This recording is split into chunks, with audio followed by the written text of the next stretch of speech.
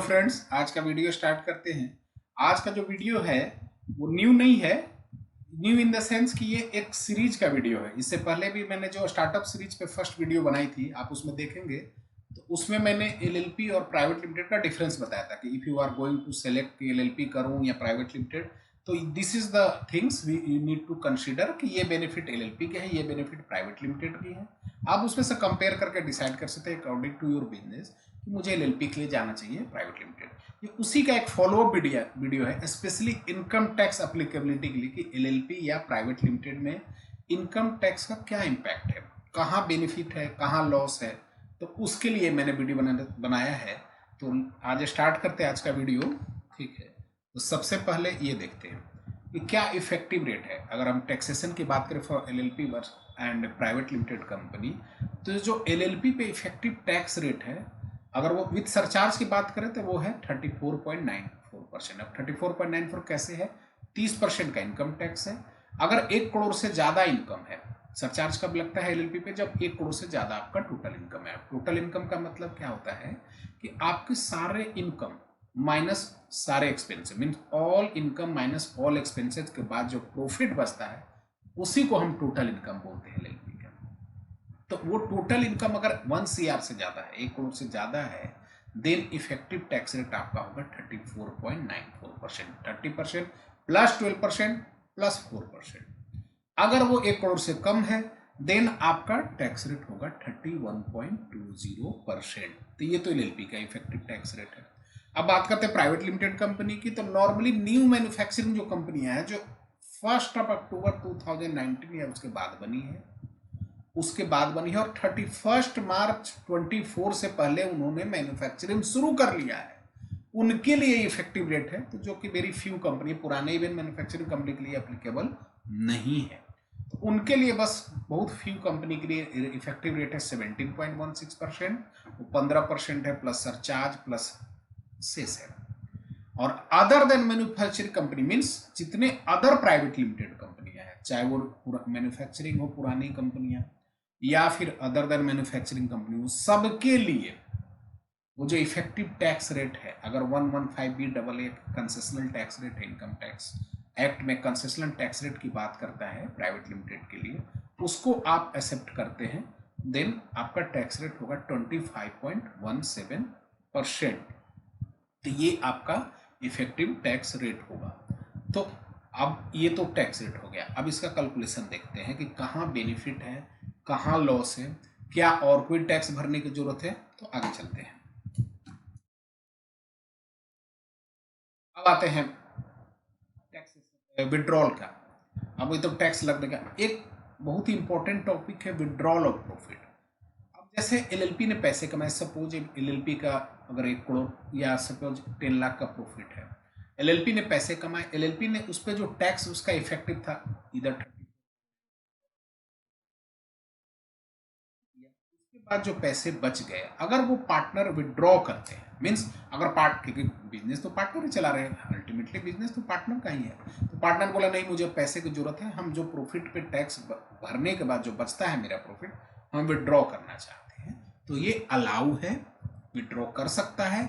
बस वो है कि उसका एक ही कंडीशन है कि जो विड्रॉल होगा as per LLP agreement, LLP agreement में मेंशन करना चाहिए कि हाँ अगर प्रॉफिट के पे टैक्स भरने के बाद कुछ प्रॉफिट बचता है, then it can be distributed in profit sharing ratio. Means partner का जो प्रॉफिट शेयरिंग रेशियो होगा, अगर सपोज 2 पार्टनर है 50-50% का है, तो आधा आधा विड्रॉ कर सकते हैं। तो उस रेशियो में अगर एलएलपी एग्रीमेंट में आपका मेंशन है कंडीशन डैल्यू का विड्रॉ कर सकते हैं, तो आप कर सकते हैं। वो कहीं से भी कहीं बार नहीं है, कोई और लॉ में कहीं बार नहीं है, इनकम टैक्स में भी बार नहीं है बस।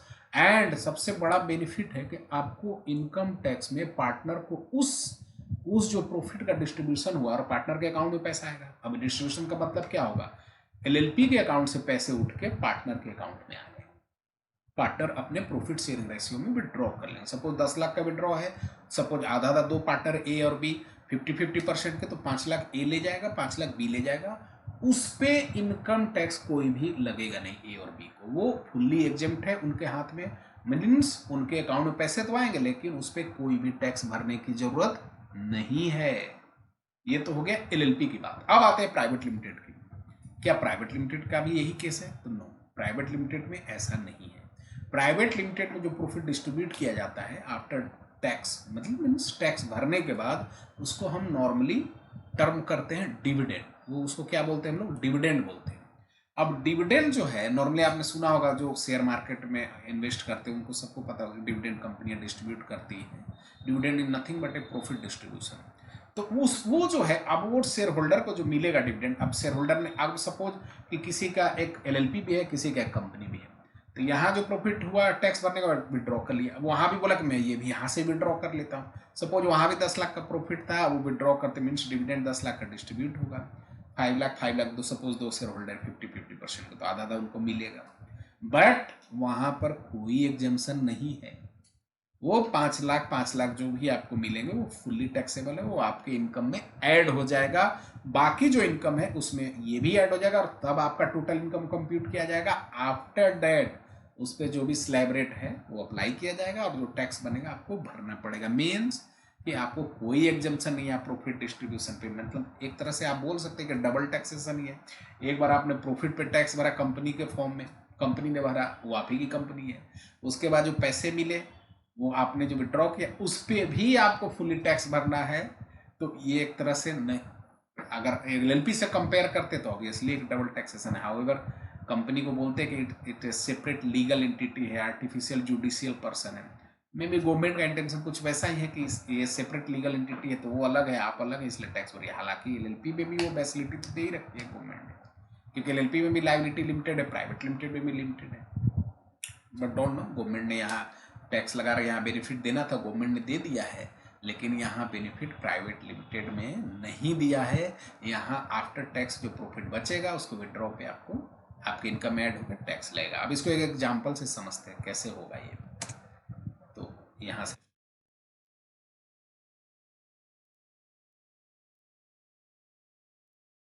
ये देखिए कैसे ये कैलकुलेट किया जाएगा। सपोज एक, सॉरी, हाँ, एक एलएलपी है, एक private limited company, suppose same ही ऑनर की है, दोनों जगह दो सेम ही दो ऑनर है, ए और बी, और 50-50%। बातें, एक एलएलपी में प्रॉफिट हुआ 10 लाख रुपया, प्राइवेट में प्रॉफिट हुआ 10 लाख। मैंने सिंप्लिसिटी के लिए अदर देन मैन्युफैक्चरिंग कंपनी लिया है, वो न्यू मैन्युफैक्चरिंग कंपनी को छोड़ के, जिस पर टैक्स रहता है, क्योंकि वो बहुत फ्यू है। तो उस पर 10 लाख दोनों का प्रॉफिट हुआ। अब एलएलपी कितना टैक्स भरेगी? तो एलएलपी पे तो 1 करोड़ के बाद ही सरचार्ज लगेगा, तो सरचार्ज लगेगा नहीं, 31.2% का टैक्स रेट होगा। तो यहाँ जो प्रॉफिट पे टैक्स बनेगा 3,12,000। कंपनी के केस में other than new manufacturing company है, देन टैक्स रेट होगा 25.17%, मीन्स 2,51,700, यही टैक्स बनेगा। उसके बाद आप देखते हैं ये टैक्स भर दिया दोनों ने, एलएलपी ने भी भर दिया, प्राइवेट लिमिटेड ने भर दिया। उसके बाद जो प्रॉफिट बचता है, अगर हम प्राइवेट लिमिटेड एलएलपी की बात करें, then net profit after tax बचता है आपका 6,88,000, ये टैक्स भरने के बाद बचा है। और प्राइवेट लिमिटेड कंपनी की बात करें तो यहाँ जो बचा है 7,48,300, मतलब ज़्यादा बचा है। हमने दोनों एलएलपी के पार्टनर ने भी डिसाइड किया कि पैसा विड्रॉ कर लिया जाए। प्राइवेट लिमिटेड कंपनी के शेयर होल्डर ने भी, दोनों सेम ही ऑनर थे, भाई दोनों जगह से पैसा निकाल लेते हैं, भाई अपने अकाउंट में हम लोग यूज करेंगे इस पैसा को, भाई बिजनेस कर क्यों रहे हैं, कमा क्यों रहे हैं, अपने लिए ही कमा रहे थे, भाई ये फंड लेंगे हम तभी तो गाड़ी खरीदेंगे, घर खरीदेंगे। तो दोनों जगह से विड्रॉ मार दिया पार्टनर ने, और वहाँ से, यहाँ पार्टनर थे वहाँ शेयर होल्डर थे, और विड्रॉ कर लिए पैसे। विड्रॉल हुआ तो यहाँ से विड्रॉल हुआ 6,88,000, वहाँ हुआ 7,48,300। अब इनकम टैक्स रिटर्न का टाइम है, सपोज 23-24 में इन्होंने विड्रॉ किया था, आईटीआर का टाइम आ गया, वो आए मेरे पास कि सर वो मुझे, हमें रिटर्न अपनी फाइल करनी है। तो मैंने देखा कि ये पैसे कैसे आए हुए हैं, तो बताया कि ये पैसे तो जो हमारा एलएलपी में प्रॉफिट हुआ था वो हमने विड्रॉ किया है, ये उसके पैसे हैं। तो मैंने बोला कोई बात नहीं, ये तो प्रॉफिट का विड्रॉल है, प्रॉफिट जो होता है एलएलपी का वो आपके हाथ में फुली एग्जेम्प्ट होता है, विड्रॉ पे भी कोई पैसे आपको नहीं लगेंगे, और प्रॉफिट का विड्रॉल है, इसलिए कहीं से भी पैसे देने की जरूरत नहीं है, कोई टैक्स नहीं, एग्जेम्पशन है आपको 10(2) में। अब आते हैं वहाँ पर प्राइवेट लिमिटेड कंपनी में, यहाँ पर भी उन्होंने डिविडेंड विड्रॉ कर रखा था पैसे की भैया। तो मैंने बोला कि यहाँ पर तो आपको टैक्स लग जाएगा। बोला क्यों? तो मैंने बोला कि ऐसा है कि जो बेनिफिट एलएलपी को दिया है वो प्राइवेट लिमिटेड को नहीं दिया गया है।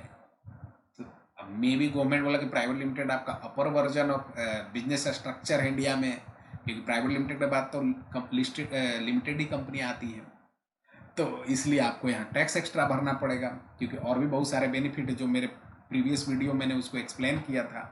तो वो आपको कितना टैक्स भरना पड़ेगा, तो वटेवर जो आपका अदर इनकम है, सपोज आपका कहीं से सैलरी आ रहा है, आपको कहीं बैंक से इंटरेस्ट आ रहा है, कोई हाउस रेंट आ रहा है, कोई कैपिटल गेन है, वो सारे ऐड करने के बाद ये भी उसमें ऐड कर दिया जाएगा अंडर हेड अदर सोर्सेस में। नॉर्मली ये डिविडेंड टैक्सेबल होता है, वहाँ ऐड कर देंगे, उसके बाद आप पे टैक्स निकालेंगे। अब इफेक्टिव रेट सपोज निकालते हैं तो यहाँ तो जीरो हो गया, लिमिटेड लायबिलिटी पे आपने विड्रॉ कर लिया, प्रॉफिट पे टैक्स तो है नहीं, लेकिन यहाँ पर आपको सपोज आप 30% स्लैब रेट में हैं, सपोज अगर ओल्ड स्कीम में है, पुराने वाले में तो 10 लाख से अगर सपोज ज़्यादा है, या न्यू में तो 15 लाख से अगर ज़्यादा है तो आ जाएंगे आप 30% स्लैब रेट में। तो कितना टैक्स लगेगा, मिनिमम 30% प्लस 4% तो हेल्थ एंड एजुकेशन से लगना ही है, तो 31.2% के हिसाब से आप पे जो टैक्स बनेगा 7,48,300 पे 2,43,470 आपको टैक्स भरना पड़ेगा, जो डिविडेंड आपने निकाला है पैसा। तो भाई अब ये देखें कि भाई आखिर अगर डिविडेंड पे भी टैक्स हम भर दिए, एक बार तो कंपनी ने भरा, एक बार हमने भर दिया, आखिर कितना इन हैंड आया, हमारे हाथ में क्या बचा। 10 लाख कमाया कंपनी ने या एलएलपी ने, तो कितना बचा। तो एलएलपी ने जो 10 लाख कमाए थे उसमें टैक्स भरने के बाद आपको यूज के लिए बचा, आपको टैक्स भरना नहीं था 6,88,000। अल्टीमेटली जो सैलरी वाले बोलते हैं ना टेक होम सैलरी, ये वो है आपका टेक होम प्रॉफिट है, या प्रॉफिट इन हैंड बोलिए 6,88,000। बट वहीं अगर हम बात करें कंपनी की, तो यहाँ जो आपको इफेक्टिव जो इन हैंड बोल सकते हैं या टेक होम जो सैलरी की तरह प्रॉफिट इन हैंड कितना बचा, that is 5,14,830। Means effective tax कितना भर दिया हमने। तो अगर एलएलपी की बात करें तो 31.2% भरा, अगर कंपनी की बात करें तो 48.52% भरा, मीन्स 17% ज़्यादा भरा, 17.32% ज़्यादा भरा है हमने प्राइवेट लिमिटेड की कंपनी के केस में। तो आप अपने बिजनेस के हिसाब से जरूर डिसाइड कीजिए कि आपको एलएलपी के लिए जाना है या प्राइवेट लिमिटेड। ये सारे फैक्टर बहुत ही इंपॉर्टेंट है। बाद में आपको ये पता चलेगा कि अरे ये तो बना लिया लेकिन इसमें तो इतना लॉस है, मैं पैसे नहीं अगर कंपनी बना लिया पैसे नहीं निकाल रही। डिविडेंड के केस में ये तो केवल टैक्स की बात कर रहा हूँ, आरओसी का भी कंप्लायंस बहुत स्ट्रिक्टर है, इतना आसानी से आप डिविडेंड नहीं निकाल सकते। इवन आप बहुत रेयर केस में देखेंगे कि प्राइवेट लिमिटेड कंपनी जो चला रहा है वो डिविडेंड निकालते, क्योंकि इतना टैक्स है प्लस आरओसी कंप्लायंस है, तो कोई क्यों निकालेगा, जल्दी निकालते नहीं। हाँ, कैसे पैसे लेते हैं, नॉर्मली डायरेक्टर रेम्यूनरेशन की तरह लेते हैं कि वो डायरेक्टर रहते हैं तो अपना रेम्यूनरेशन, शेयर होल्डर को तो मिलेगा नहीं कुछ। डायरेक्टर अगर है तो रेम्यूनरेशन ले सकते हैं in the name of salary, means remuneration is just thing but a name of the salary होता है, वो सैलरी की तरह ही टैक्सेबल होता है। अगर हम एलएलपी की बात करें तो पार्टनर अदर देन प्रॉफिट के हिसाब से अलावा क्या निकाल सकता है पैसे, तो वो भी रेम्यूनरेशन ले सकता है, और वो उसका कंडीशन है कि इतना ही आपको जो रेम्यूनरेशन पार्टनर के हाथ में टैक्सेबल होगा वो एलएलपी के हाथ में एग्जेम्प्ट होगा, जो एलएलपी के हाथ में टैक्सेबल होगा वो पार्टनर के हाथ में एग्जेम्प्ट होगा। तो एलएलपी के केस में भी आप रेम्यूनरेशन निकाल सकते हैं, बट वो सैलरी की तरह नहीं टैक्सेबल होता है, वो बिजनेस इनकम की तरह टैक्सेबल होता है, वो माना जाता है कि ये बिजनेस इनकम है।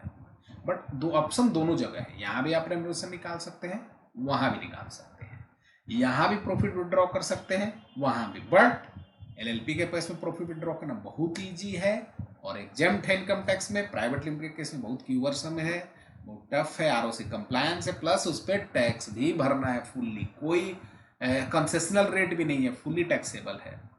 तो होप कि ये आपके सारे डाउट को क्लियर कर दिया होगा कि एलएलपी में जाएं, या स्पेशली टैक्सेशन डाउट को कि टैक्स किस में इफेक्टिव अच्छा रहेगा हमारे लिए। तो मेरे हिसाब से तो क्लियर हो गया होगा। फिर भी अगर कोई आपको कन्फ्यूजन है, कोई डाउट है, तो देन आप मुझे कमेंट बॉक्स में लिख सकते हैं कि ये मेरा,